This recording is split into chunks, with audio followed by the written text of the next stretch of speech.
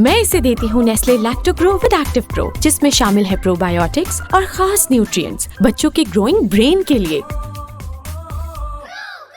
जो बहुत common question पूछा जाता है कि न्यूबॉर्न फीडिंग रूटीन क्या होनी चाहिए।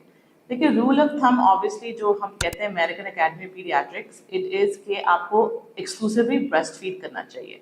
हाउएवर फॉर एनी रीज़न अगर मदर को ब्रेस्ट फीड नहीं आ रहा या मिल्क प्रोडक्शन कम है या वो किसी एंटीबायोटिक या ऐसी दवाई पे हैं जिसकी वजह से उनको ब्रेस्ट फीड अलाउड नहीं है, तो of course formula is an excellent option. Rule of thumb ये होता है कि 0 to 3 month old बेबी जो है, या आई गेस अगर 0 से 1 month old बेबी जो है, anywhere between 1 to 2 ounces in every 2 hours.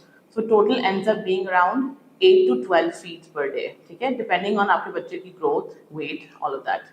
उसके बाद जो 3 to 6 month वाला बच्चा होता है वो एनीवेयर बिटवीन 3 to 4 ounces और इवन 6 to 8 ounces लेता है, and about total of 6 to 8 feet। सिर्फ वेरीफाइड डॉक्टर से अपॉइंटमेंट बुक कराओ।